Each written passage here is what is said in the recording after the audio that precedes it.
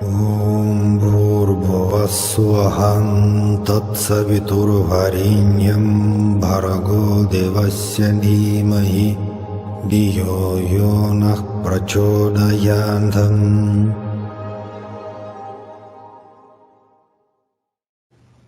So namaste everyone. Hi everyone. So hi Paul. Hi everyone. Okay, so we continue our discussion on meditation, particularly mantra meditation. And as usually, let me remind you that I am a Kriya meditation master, and Paul Kalagin is a Sivananda yoga master, and so we have a chance to discuss any spiritual and yogic question, in the light of Sivananda yoga tradition and Kriya yoga tradition. I believe two most famous yogic traditions in the world. I mean, if we take classical yogic schools. Well, mantra meditation, so famous kind of meditation actually. And well, what does mean mantra? Okay, mantra means, according to my understanding, is the prayer which we pronounce in Sanskrit language. Of course, I know that not everyone will agree with me, but that's okay, my opinion. If you take the meaning of any mantra, okay, let us not forget that each and every mantra has its own meaning. It's not just, blah, blah, blah. No, it's a language with a meaning. And it means we can actually translate any mantra into English, for example. So if we can translate, if any mantra has its own meaning, it means, well, it's a prayer, but just in ancient language, which is the most ancient language in the world. And that's the power of vibration. That's the universal thing in a mantra. And actually, I was learning for a number of years Sanskrit and was able even to read ancient scriptures. Now I'm less involved in that, but you see, anyway, let us be honest that mantras, they have a Hindu or Buddhist roots, mostly. Sometimes can be, let us also not to forget that, Jain religion, Sikh religion. And basically, well, I spent so many years in India, and there are maybe 6 or 7 major religions in India. Not many people know about it in the West. But of course, we think that only Hindu people there. No. So many Christians, so many Muslims, and also many other religions as well. But mostly mantras which we use, yoga centers in the United States, Europe, etc. They have a Buddhist or Hindu roots. And very interesting question, must I, to be, Hindu or Buddhist, to practice them? That's a very tricky question, and of course not. Of course not, because ancient and universal message of, Hindu, Vedic tradition and a Buddhist, it's such that you can read ancient scriptures. You don't need to become Buddhist or Hindu. You can practice meditation and yoga. For sure, you don't need to be converted into any religion. And the mantra meditation, basically the same. So what can you say, Paul, according to the Sivananda yoga tradition? Because the main ashram actually in Rishikesh, Himalayas, the main ashram of your Sivananda yoga tradition. Yeah. Now you're staying in Brooklyn, New York. So of course, people who are learning meditation and yoga from you, for sure, they're not Hindus. Just what can you say about mantra meditation, this connection? And, you can remain as Christian or Jewish. Yeah. Like you already mentioned, of course, most of my students, not Hindu, not Jain, not Sikh, they most from Russia or American people. And also you mentioned very two good points I wanted briefly saying like about it. First of all, yeah, you don't have to be uh, mm, exactly like Hindu to practice mantras. That's extremely good thing for the Western world, like extremely good. Like for America, for United States, people doing mantras here, they can be any religious, like can be Christian, can be whatever. So that's number one thing. So um, that's one answer. In Sivananda school, the same thing. You don't have, you could be any religion, like by your past or by your tradition, but still you can practice mantras. So that's the magic of the mantras. That's very good of the mantras from my point of view. That's the option to reach God from this way. So it's to understand yourself better. So it's extremely good. It's like gift from God. And another thing, the similar thing with meditation, like you mentioned before, uh, person who very religious, like especially in one religion, let's say, and he doesn't want to repeat other like even mantras, like or praying.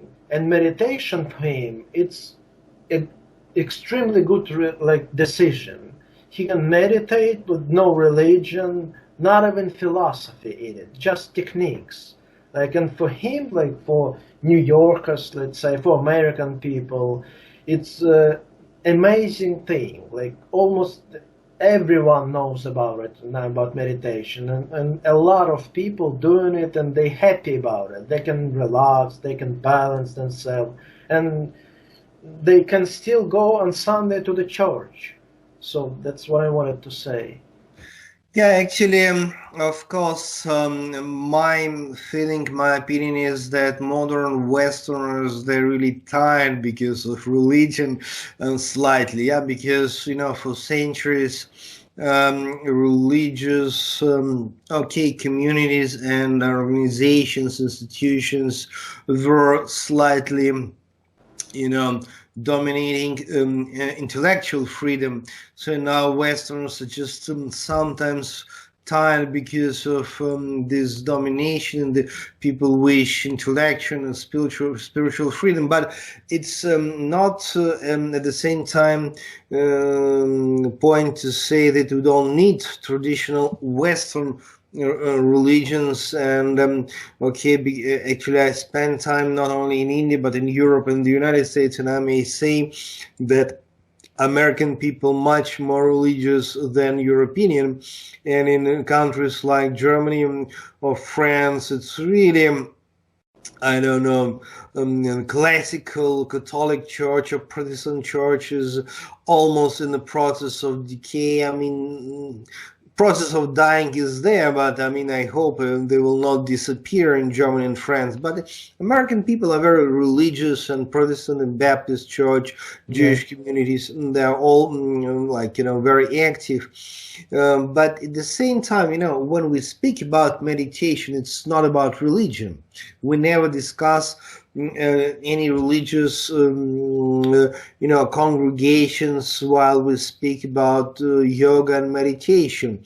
It's like if we speak about more physical aspect of yoga, it's about health, fitness, that's all. You can be whatever, Christian, Hindu, Buddhist, or Jewish. Okay, you need health. So nice to practice pranayama, breathing exercises. It's good to practice hatha yoga, different yogic postures. Yeah, that's good. And in meditation is something so universal to just contemplate, and then the big question, what? Now we speak about actually mantra meditation, which is very helpful because it looks like very simple. if we suppose if we are going to practice so-called pure meditation, okay, just meditation, for many people it's very difficult to understand, okay, I must, or must I, to concentrate, to visualize, well, I don't know what. But the mantra meditation is a clear technology. I mean, you just repeat certain mantra. Of course, you have to apply concentration, but it's like very clear, foundation. Okay, I mean, like structure for the process. And we have thousands, if not millions, of mantras. And the big question, how to choose proper mantra. And my answer is that, yeah, the best way, if you join any meditation group, and if you have a master, by the way, you need guru, you need teacher, because it's like, as we already mentioned in our previous video, that if you wish to be medical doctor, lawyer, whatever, you have to go to the university. Then the question is, if you wish to learn how to meditate, why you think, guys, that you need just a couple of videos? No, it's a serious job to do, actually, with your mind, consciousness, and you need master. And the best choice is just, okay, follow the master. If you trust certain guru, and if that guru say, okay, just practice this mantra, that's good. And of course, it's nice to know meaning, at least a little bit. And if you practice in the beginning very short mantra, very easy to understand the meaning. Okay, what can you say, Paul, how to choose proper mantra? And is it important, according to your experience, to know actually the meaning? Yeah, as you said already, which is extremely important about mantras, it looks like a very simple thing, but you need a guide. Yeah, you need the guide, like you need a guru to translate it, to explain to you, like, what does it mean, how many times you should do, like exactly the techniques, like on all levels, on physical levels, like you said, for health, like on mental levels, for the mental, right, health, and for the spiritual, of course, meanings. So without guide, to do mantras, it's much more harder. It's not like pointless. I know some people who does, and they doing pretty good results, but few of them. Of course you should know pretty much information about it, because it's mantras. It's a culture, so you should. It's a big big culture, and very ancient culture. So mantras very ancient things. So you have to know at least a little bit of history, at least a little bit of like what you're saying. Like you're exactly right about it. So it simple technique. You repeat mantras. Yeah, you need concentration, of course. Yeah, and basically it's bringing you to the meditation. Because you're right, like let's meditate, and what, it's very abstract, like you should concentrate on breathing, concentrate on some, like doing something, like on malas, like the chantings, like with mala, how you say it, Rosary. Yeah, you should do something. And mantra's very good instrument with it, like you just it's extremely useful. So and everybody can do it. Doesn't matter what kind of religion doesn't matter absolutely. But I agree with you completely. From my experience, also with my students, you should prepare yourself to read about it at least a little bit too. You need a guide. That's the point. And then mantra can give you a lot of benefits. So it's a very deep, like it's very I would say healthy, and it's very can we say support? It's very good word. That's what I'm trying to find. It is for me exactly like if you take me, for me, mantras, it is support. Like it's exactly the good word. Like for me, it's like I feel more secure, even that. You know, like no fear, like in worries goes away. It's exactly the way I wanted to say. I couldn't find the word, like you said it, like as usual. So yeah. So it's not the first time. It's all the time like that. Yeah, I feel security, and when I'm speaking to my students, and when I'm asking them, what do you feel? Well, I feel more calm and more secure, and like you said, what's the word? Support. Support. I feel like the ground. I didn't feel ground, yeah. Yeah, I feel grounded. That's the word. Grounded, yeah. Grounded, yeah. Before I felt like war is like somewhere, like everywhere, a lot of stress, and now I'm more confident that I feel like like land under my legs. You know, like that's clarity. The same thing. It brings clarity, actually. Yeah, exactly. For me, I mentioned from the first time I started to do. Like, I know I'm taking time, but just 1 second. Yeah. From the very beginning, the first what I felt from mantra, it was supporting thing. I said like, wow, it's like people helping me. You know, like it's help, like energy help even. Yeah.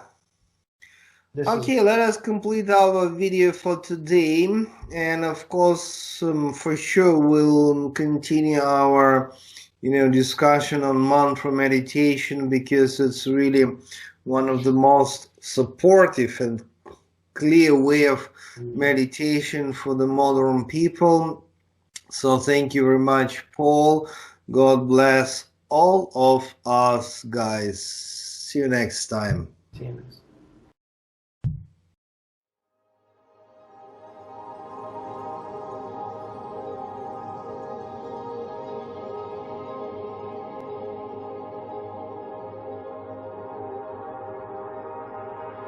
ॐ भूर्भुवस्सुवहं तत्सवितुर्वरेण्यं भर्गो देवस्य धीमहि धियो यो नः प्रचोदयात्